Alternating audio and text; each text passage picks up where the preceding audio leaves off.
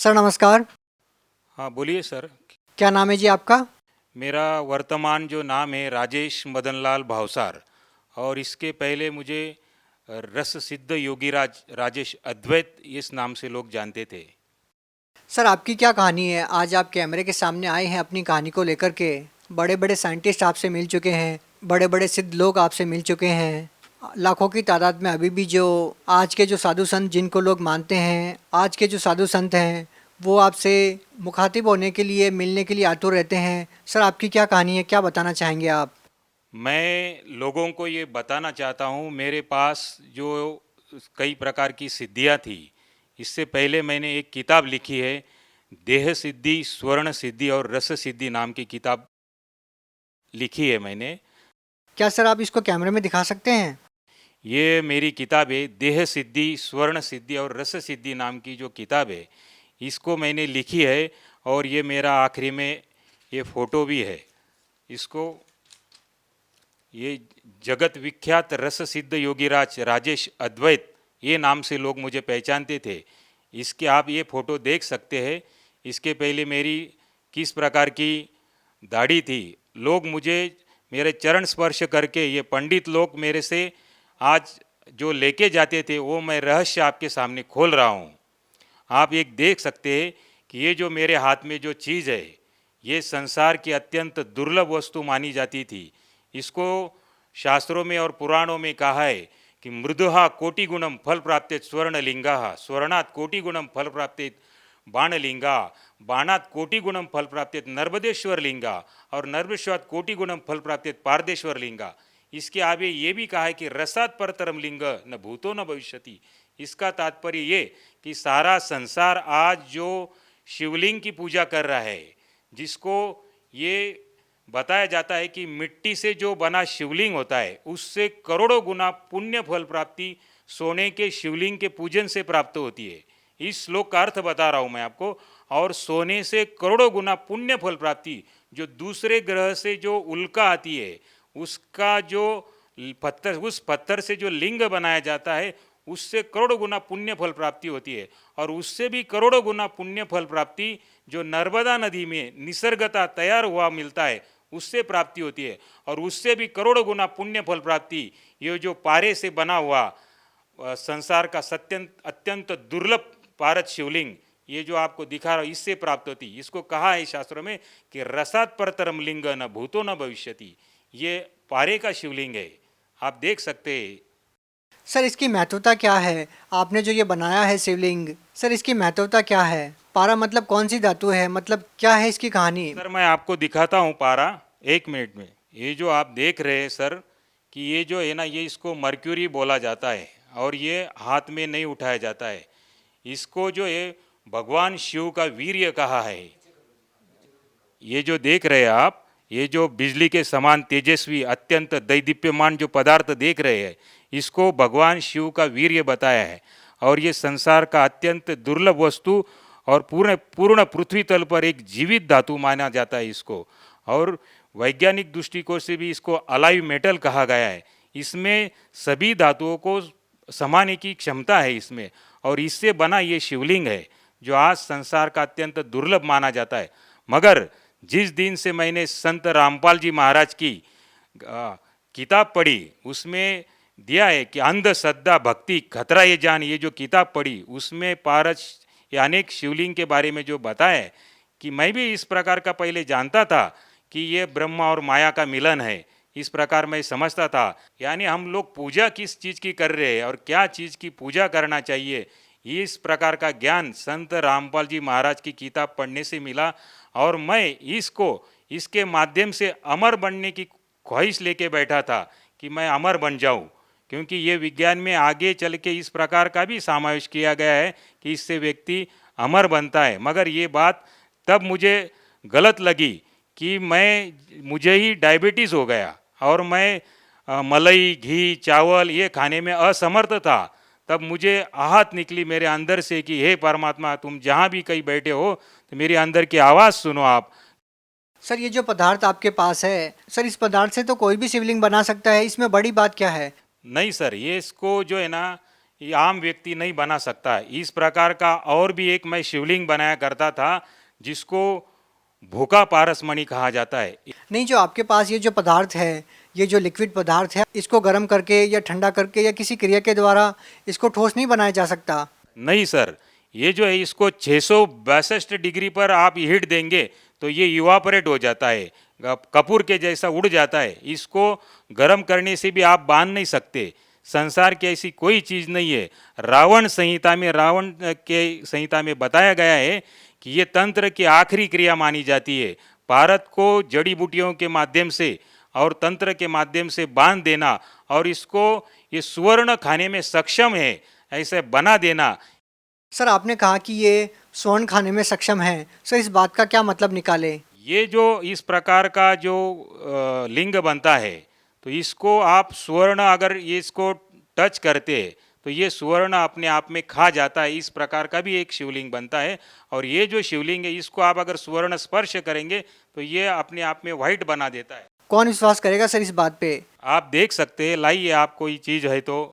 Sir, इससे पहले हम आपसे ये जानना चाहेंगे, ये जो सोना आपके हाथ में है ये वाइट हो जाएगा, मतलब ये सोना नहीं रहेगा? हाँ जी, हाँ जी। इसके घिसने से सोना नहीं रहेगा ये? नहीं, इसके अंदर जो गुण है ये गुण इस अपने गुण ये दूसरे में उतार देता है और इसको भी वाइट कर देता है सोने को। आप देख सकते हैं कि मैं इसको स्पर्श करा रहा हूँ और आप देख सकते हैं इसको कि ये देखो, ये देखिए आपके सामने ही मैं बता रहा हूँ। आप दूसरा कोई भी पेंट इसको लगा सकते हैं, ये सोने को नहीं पकड़ता है क्योंकि सोना जो चीज़ है वो अपने आप में अलग होता है। इसका मतलब तो ये हुआ कि जैसे पारस पत्थर होता है जो लोहे को सोना बना देता है, तो इसने सोने को लोहा बना दिया एक किस्म से। नहीं, ये नहीं कह सकते हम, मगर कि जो दूसरा आता है इसमें से जो ये सोने को खाता है, भूखा पारसमणि, बुभुक्षित पारस कहते हैं इसको, तो ये सुवर्ण खा जाता है और ये इसकी जो क्षमता है वो कितना पचा जाएगा अपने में सोना, इसका कोई अंदाज़ा नहीं रहता है। आपका कहने का मतलब है कि आप में इतनी सारी सिद्धियां हैं या आप इतनी विद्याओं को जानते हैं कि आप वो भी चीज़ बना सकते हैं जो लोहे को सोना बना सकती है या फिर सोने को खा सकती है, वो आपने बना ही दिया।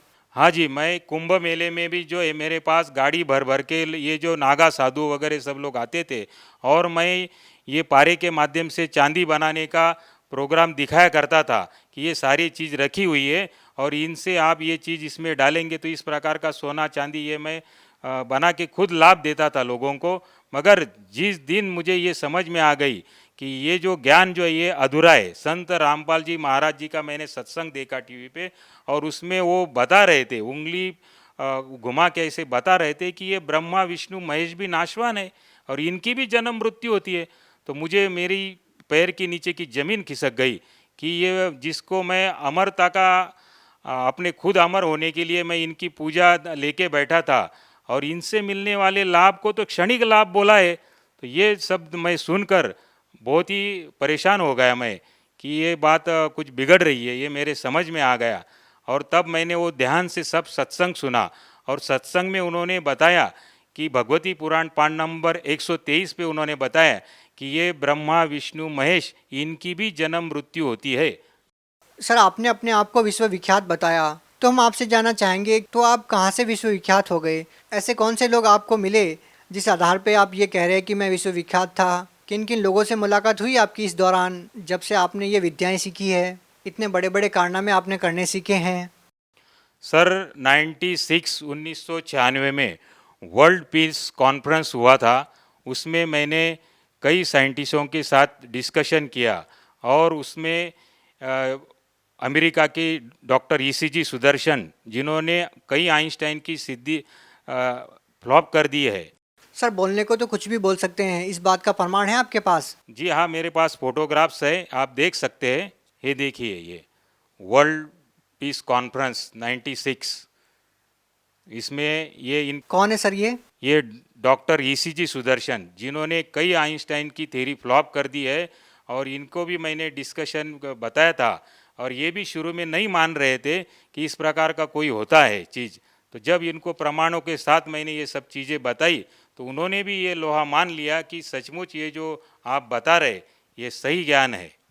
इसके अलावा किन लोगों से आपकी मुलाकात हुई जिसके आधार पर हम ये मान सकें कि वास्तव में आप एक ऐसे महत्वपूर्ण व्यक्ति हैं जिस व्यक्ति पर विश्व के विख्यात लोगों ने भरोसा किया, या आपसे मुलाकात करने के लिए वो लोग आतुर रहे कि आपने एक ऐसी बड़ी खोज की है या फिर जड़ी बूटियों के माध्यम से आपने एक ऐसा यंत्र बनाया है जिसको लोग सपने में भी नहीं सोच सकते कि ऐसा हो सकता है। सर, जैसे आप देख रही है हाई कमिश्नर ऑफ टांजानिया, इस प्रकार के कई जो दलाई लामा वगैरह इन सब लोग, दलाई लामा से भी आपकी मुलाकात हुई है? हाँ जी, वर्ल्ड कॉन्फ्रेंस में आए थे, उन लोगों से भी डिस्कशन हुआ मेरा।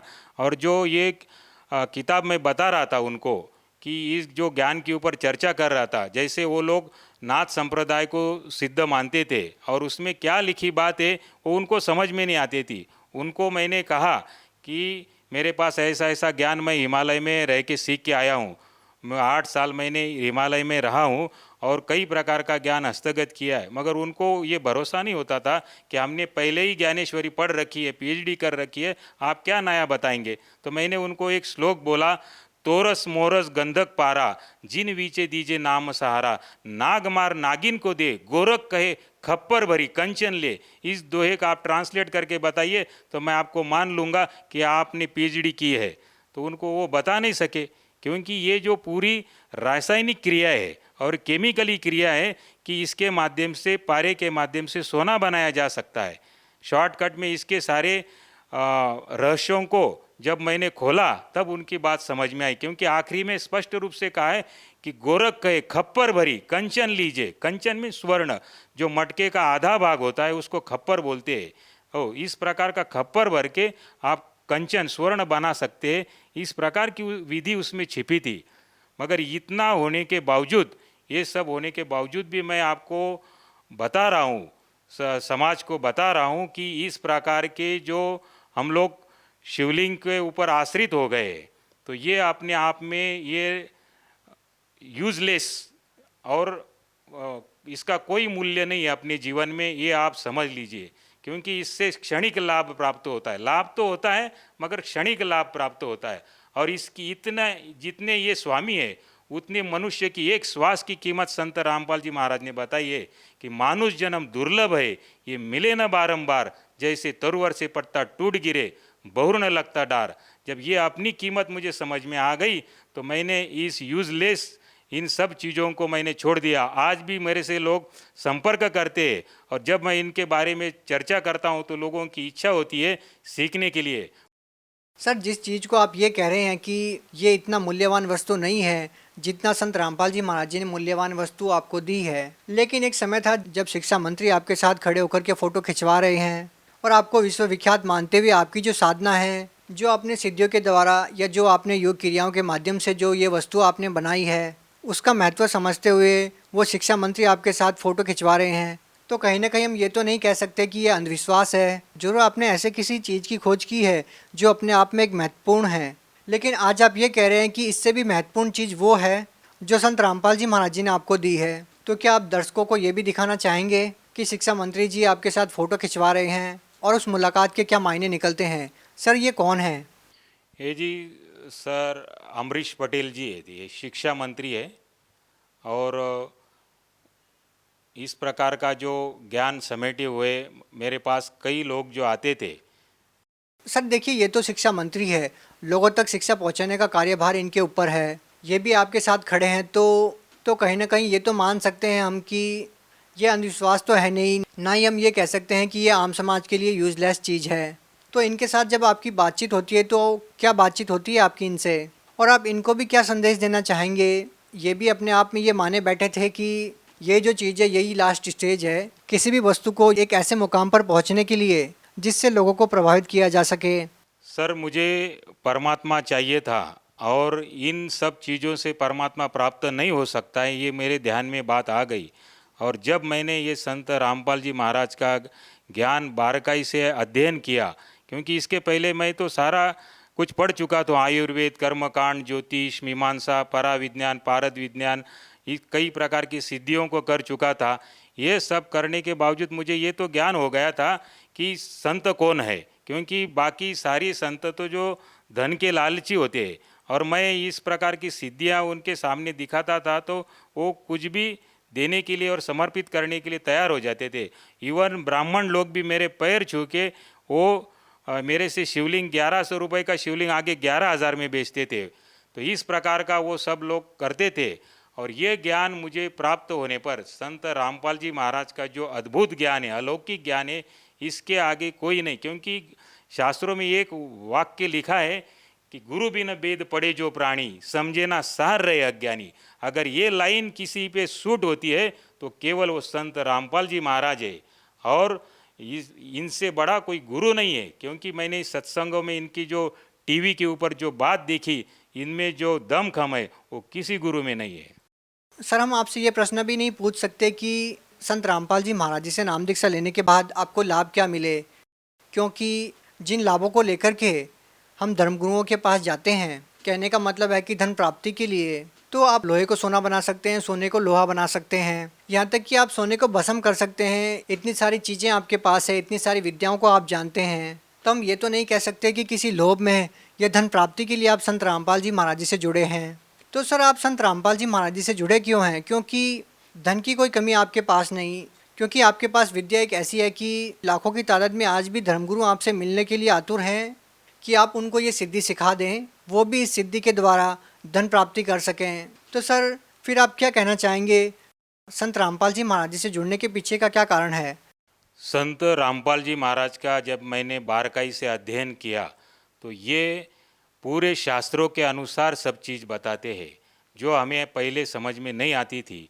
क्यों इन्होंने वो बारकाई से सब बताया है कि गीता अध्याय 7 उसमें 12 से 15 में बताया उन्होंने कि रजोगुण ब्रह्मा जी, सतुगुण विष्णु जी, तमोगुण शिव जी, इनसे मिलने वाले क्षणिक लाभ के ऊपर जो मनुष्य प्राणी इन पे आश्रित है वो मूढ़ है, वो मूर्ख है, वो मनुष्यों में नीच है, और वो राक्षस तत्व का जान।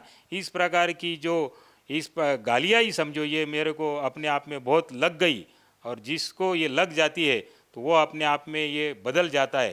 तो ये सचमुच मैंने ये सब देखा और मुझे सच में दिखाई दिया कि हम भी पूजन किसका करते हैं, एक योनि और लिंग का, ये कोई बात है? तो ये यूजलेस और बकवास मानी जाती है ये। सर हम वर्तमान की स्थितियों को देखते हैं तो लाखों की तादाद में लोग कावड़ को लेकर आते हैं और करोड़ों की तादाद में शिव भक्ति की जाती है, भारत देश में ही नहीं पूरे वर्ल्ड में। और वो लोग जब कावड़ लेकर आते हैं, गंगा जल लेकर आते हैं और शिवलिंग पर चढ़ाते हैं, लेकिन आप ये कह रहे हैं कि एक ऐसी पवित्र वस्तु से, आपने शिव के वीर्य से एक ऐसी वस्तु का निर्माण किया जिसको आपने बताया कि रावण क्रिया योग में उसको सबसे श्रेष्ठ माना गया है, और आप उसको भी ये कह रहे हैं कि ये यूजलेस है। तो आप उन शिव भक्तों को क्या संदेश देना चाहेंगे इसके बारे में? मैं शिव भक्तों को ये बता रहा हूँ कि इसमें ये भी कहा है, लिंग सहस्रस्य यत् फलम सम्यक अर्जनात् तत्फलम कोटि गुणितम रसलिंगार्चनात् भवेत् ब्रह्म हत्या सहस्राणी च गो हत्या शतानी च तत्क्षण द्विलयांति रसलिंगस्य समर्पित। मतलब इससे महान शिवलिंग पूरे संसार में नहीं कोना। आगे तो ये बताया इसका पुण्य लाभ होता है, इससे श्रेष्ठ माना जाता है। और ये शिवलिंग प्राप्त करके, ये विद्या मैं प्राप्त करके भी मैं आप लोगों को बता रहा हूँ कि ये जो ज्ञान है इससे ज़्यादा मनुष्य की एक श्वास की कीमत है। कि कहता हूँ कहीं जात हूँ, कहूँ बजा कर ढोल, श्वास जो खाली जात है ये 3 लोक का मोल। और ये ब्रह्मा विष्णु महेश भी ये 3 लोक के अधिपति है, स्वर्ग पृथ्वी और पाताल के अधिपति है। आप समझो आप किस चीज़ की पूजन कर रहे। हे मानव जगत आप जागो कि ये संत रामपाल जी महाराज जो दिखने में सामान्य से दिखते, ये कोई साधारण व्यक्तित्व नहीं है, ये आए हुए परमात्मा ही है। आप इनको परखो, इनके ज्ञान को समझो। और ऐसी किसी में हिम्मत नहीं है कि जो कहते त्रिदेव की भक्ति उनकी कभी ना होए मुक्ति, ये बताने वाले संत रामपाल जी महाराज ही है। सर एक समय था जब आप घर से निकले तो आपकी इच्छा ये थी कि किसी भी तरह से अमर हुआ जाए, कि एक ऐसी विद्या प्राप्त की जाए, एक ऐसी भक्ति प्राप्त की जाए जिससे मैं अमर हो जाऊं, कभी भी ना मरूं। लेकिन आपके साथ समस्या ये आ जाती है कि आपको डायबिटीज़ हो जाती है और आपको बहुत सारे परहेज़ करने पड़ते हैं, कि आपको वो खाना भी नहीं खाया जाता जो आप खाना चाहते हैं। तो हम आपसे ये जानना चाहेंगे कि एक ऐसे इतने बड़े सिद्ध पुरुष की वो अपनी बीमारी अपनी क्रियाओं से तो ठीक नहीं कर पा रहा था, क्या संत रामपाल जी महाराज जी की शरण में जाने के बाद वो समस्या आपकी ठीक हुई? हाँ जी, जैसे ही मैंने संत रामपाल जी महाराज जी से दीक्षा ली तो मुझे अपने आप में समझ में आया कि मेरे शरीर में कोई परिवर्तन हो रहा है। और इस प्रकार का परिवर्तन हुआ तो धीरे धीरे ये सब चीज़, मैं पहले मलाई खाता नहीं था और चावल नहीं खाता था और दूध भी पीने से मुझे डर लगता था। तो ये जैसे ही मैंने दीक्षा ली तो मेरे अंदर एक प्रचंड परिवर्तन होते गया और आज मैं सभी तरह की चीज़ें खा सकता हूँ, पी सकता हूँ। और यही मेरे लिए बहुत ही आनंद की बात है कि मेरा स्वास्थ्य लाभ हो गया, मैं सुदृढ़ हूँ और किसी प्रकार की आज बीमारी नहीं है मुझे, क्योंकि तन का सुख ये सबसे बड़ा सुख है। तो ये चीज़ का भी ज्ञान संत रामपाल जी महाराज ने ही बताया है। तन दर सुखिया कोई न देखा, जो देखा सो दुखिया हो। तो ये बात सत्य लागू पड़ती है कि समाज को ये ज्ञान न होने के वजह से वो इन चीज़ों के पीछे दौड़ रहा है। सर देखिए, हिंदुस्तान ही नहीं, दुनिया की आधी आबादी चमत्कार के ऊपर आश्रित रहती है और चमत्कार दिखाने वाले पुरुष को वो भगवान मानने लग जाती है। जो आप सहज में ही लाखों लोगों का प्रतिनिधित्व कर सकते थे, आप लाखों लोगों को भ्रमित कर सकते थे यदि आप चाहते तो। जैसे कि हम उदाहरण ले तो लाखों की तादाद में अभी भी छोटे छोटे जो धर्मगुरु हैं वो लाखों लोगों को भ्रमित किए हुए हैं। ऐसे ही हम एक उदाहरण देखते हैं तो एक साईं बाबा नाम से महाराष्ट्र में एक संत हुए हैं जो करोड़ों लोगों को अपना शिष्य मानते हैं और करोड़ों लोग अपना उनको एक इष्ट देव के रूप में देखा है और सचिन तेंदुलकर, लता मंगेशकर जैसे लोग उनके शिष्य रहे हैं। ऐसे ही चमत्कारिक विधियों के द्वारा उन्होंने लाखों लोगों का प्रतिनिधित्व किया है। तो सर हम आपसे जानना चाहते हैं कि आप उन लोगों के लिए एक माकूल जवाब है जो उन बाबाओं को अपना इष्ट देव मानते हैं और उन बाबाओं के ऊपर आश्रित हो जाते हैं। आप उन लोगों को क्या कहना चाहेंगे जो केवल चमत्कार को ही नमस्कार करते हैं? जो कि आपने चमत्कार को नमस्कार नहीं, आपने भक्ति को तवज्जो दी है और आपने संत रामपाल जी महाराज जी को अपना गुरु बनाया है। सर, संत रामपाल जी महाराज में जो बात है वो आज तक किसी धर्मगुरु ने ये बात दिखाई नहीं, क्योंकि उन्होंने जो भी बात बताई है पूरा भगवत गीता के अनुसार, वेद शास्त्रों के अनुसार, उसमें उन्होंने ये बताया कि कबीर देव ये भगवान है, ये सोम प्रभु है, अमर परमात्मा है। और जब ये बात भी मुझे लग गई, क्योंकि ब्रह्मा विष्णु महेश तो नाशवान है और ये अमर परमात्मा तो ये है, तो जब से मैंने ये बात सुनी, क्योंकि मेरे अंदर वो जिज्ञासा ही थी कि अमर बनने की जिज्ञासा, तो ये जिज्ञासा से लेकर मैं उन बातों की खोज करता गया।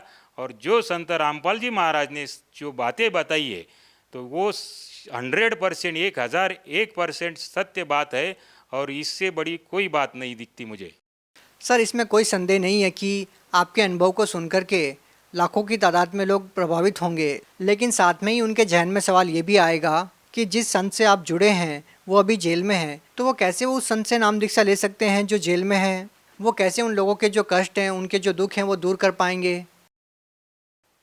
इसमें संत रामपाल जी महाराज ने पूरे वर्ल्ड में हर डिस्ट्रिक्ट में उनके सेंटर है, जो नीचे जो पीली पट्टी आती है। सर सेंटर है वो ठीक है, लेकिन लोगों को ये विश्वास ही नहीं हो पाएगा कि जो संत खुद जेल में है वो दूसरे लोगों को राहत कैसे दे पाएंगे? ऐसा होता है कि जो संत होते हैं उनमें सिद्धि होती है और वो सिद्धि वाचा सिद्धि होती है। केवल स्पर्श मात्र से भी या शब्द मात्र से भी वो किसी प्रकार का भी कोई भी चीज़ का निर्माण कर सकते हैं। तो सर लोगों के जहन में सवाल ये भी तो आएगा कि वो बाहर क्यों नहीं आ जाते? ये एक तरीका होता है कि किस प्रकार क्या चीज़ करनी है वो संत ही समझ सकते हैं। बाहर आने का मतलब ये तो नहीं कि वो कुछ कार्य नहीं कर रहे, वो वहाँ बैठे बैठे ही सब कार्य कर सकते हैं। और तत्व ज्ञान के हिसाब से या दिव्य दृष्टि से अगर हम देखा जाए तो ये जिस ब्रह्मांड में हम लोग रह रहे, तो ये ब्रह्मांड ही हम त्रिगुणमयी माया से बंधा हुआ है और सभी हम लोग जेल में हैं और इस जेल से ही छुटवाने के लिए वो आए हैं। तो जो एक दृष्टि से अगर देखा जाएगा कि इनको जेल में रहते हुए भी जो आस्था इन पे बना लेगा और समझ लेगा, तो वो बूमरैंग करके वो चीज़ आती है तुम्हारे ऊपर और उस बूमरैंग के हिसाब से यहाँ से छूटने के लिए तुम्हें भी मदद मिलती है। सर आपने स्वर्ण भस्म यंत्र का निर्माण किया, क्या आपने इसके अलावा भी कोई ऐसा यंत्र बनाया अपनी सिद्धियों के द्वारा, जो आपकी विद्या थी उनके द्वारा? हाँ जी सर, ये जो आज देख रहे पूरा सभी गुरु इस यंत्र के ऊपर अपना महत्व जमा लेते हैं। इसको महालक्ष्मी यंत्र का श्री यंत्र कहा जाता है और इसमें भी क्या चीज़ छिपी है, इसमें इस महालक्ष्मी के भी यंत्र में हिरण्यवर्णाहरणी जात वेदो त्वाम लक्ष्मी आवत, तो इसमें भी पारे के माध्यम से सुवर्ण क्रिया करने की विधि छिपाई गई है और वो किसी को न मालूम होने की वजह से लोग इसको घी का दीपक लगाते हैं और इसका पूजन करते हैं। ये यूजलेस है, तो उसमें क्रियाओं को समझ के और उसके अनुसार करने से, और ये सभी चीज़ें जो है तो किसी को वो समझ में नहीं आती है, तो इसलिए गुरु संसार में करना आवश्यक है। सर आपने जो यंत्र बनाया था उस यंत्र ने सोने की धातु को अपने रंग में बदल दिया, लेकिन सर लोगों को शंका ये हो सकती है कि आपके हाथ में कोई और वस्तु हो या आपने जिस सोने को वाइट किया है वो वाइट वस्तु कुछ और हो। तो लोग आपसे ये ज़रूर जानना चाहेंगे कि अगर वो सोना आपके पास लेकर आते हैं तो क्या उस धातु से आप उसको भी वाइट कर सकते हैं? हाँ जी, हाँ जी, बिल्कुल, कभी भी कहीं भी ये चीज़ हो सकती है। तो आपके जो कहने का मतलब है कि आपने अभी तक जो क्रियाएं की, आपने जो विद्या सीखी वो बिल्कुल यूजलेस है और सही जो चीज़ है वो संत रामपाल जी महाराज जो भक्ति बता रहे हैं वो है। हाँ जी, बिल्कुल ये ऐसा ही है, क्योंकि संत रामपाल जी महाराज ने जो जो बातें बताई है आज तक संसार में किसी गुरु ने नहीं बताई है। उन्होंने गुरु ग्रंथ साहिब के अनुसार भी सिद्ध कर दिया कि हक्का कबीर करीम तू बे एब परवरदिगार, कि ये कबीर साहिब ये सोम परमात्मा है और ये अमर परमात्मा, यही परवरदिगार है। सर आपने शिव भगवान को मानने वाले लोगों को एक संदेश दिया कि आप जो साधनाएं कर रहे हैं वो साधनाएं करने की नहीं है, संत रामपाल जी महाराज जी से नाम दीक्षा लो। तो क्या ये माना जाए कि संत रामपाल जी महाराज शिव भगवान की या देवी देवताओं की भक्ति छुड़वाते हैं? नहीं, संत रामपाल जी महाराज तो ये बताते हैं कि जैसे तहसीलदार साहब है, कलेक्टर साहब है, मंत्री साहब है, मुख्यमंत्री साहब है, प्रधानमंत्री साहब है और राष्ट्रपति साहब है, तो ये भी अपने स्तर के साहब है। साहब यानी स्वामी प्रभु है ये। और तहसीलदार को अगर हम राष्ट्रपति कहेंगे तो ये बात गलत हो जाती है। वो इतना ही समझा रहे कि तुम तहसीलदार को तहसीलदार ही साहब बोलो। तो ये जो है ये अपने स्तर के प्रभु है, तीन लोक के अधिपति, तीन लोक के भगवान है। सर संत रामपाल जी महाराज जो है देवी देवताओं की भक्ति छुड़वाते नहीं है, तो ये तो उन देवी देवताओं के मंत्र प्रदान करते हैं जिससे ये देवी देवता भी किस प्रकार लाभ पहुंचा सकते हैं। लेकिन सर लोग मंत्र तो कर रहे हैं ना, ओम नमः शिवाय वगैरह भक्ति तो कर ही रहे हैं। तो ये जो है ये मंत्र शास्त्र प्रमाणित नहीं है। संत रामपाल जी महाराज भगवत गीता खोल के बताते हैं कि उसमें तो केवल बताया मुझ माम ब्रह्म का केवल ओम एकाक्षर इति मंत्रम, उसमें बताया है कि वो बताते हैं कि संत रामपाल जी महाराज बताते हैं कि ओम मंत्र इसमें बताया है, फिर ओम नमः शिवाय कहाँ बताया है। तो आपके कहने का मतलब ये है कि संत रामपाल जी महाराज जी देवी देवताओं के जो मंत्र बताते हैं वो शास्त्रों के अनुसार है और उन्हीं मंत्रों को करने से देवी देवता लाभ दे सकते हैं। जी हाँ, बिल्कुल, संत रामपाल जी महाराज जो बता रहे उन्हीं के अनुसार भक्ति करने से ही लाभ होगा। अंत में सर आप भगत समाज को क्या संदेश देना चाहेंगे?